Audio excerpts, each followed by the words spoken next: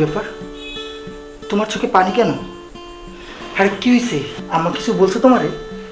না, আম্মা কিছু বলে না, এমনি চোখে পোকা পড়ছে তো তাই পানি বের হচ্ছে। না না, তুমি মনে হয় কিছু লুকাচ্ছ। বলো না, সত্যি করে বলো আমাকে। না কিছু হয় না, বললাম তো পোকা পড়েছে চোখে। শোনো, আমি কিন্তু তোমাকে ভালো করেছি। তোমার চেহারা দেখলে আমি বুঝতে পারি কি হয়েছে। আমাকে সত্যি করে বলো। শোনো, আমি গরিবের মেয়ে তো, তাই কিছু দুঃখ কষ্ট সহ্য করতে হয়। দেখো, তুমি অমন করে বলো না। আমি জানি, কারণ আমার মা তোমাকে সহ্য করতে পারে না। কিন্তু আমি তো তোমাকে ভালোবাসি। তোমাকে তো ভালোবেসেই বিয়ে করে এই বাড়িতে বউ করে নিয়েছি, তাই না? তুমি কোনো চিন্তা করো না, আস্তে আস্তে সব ঠিক হয়ে যাবে।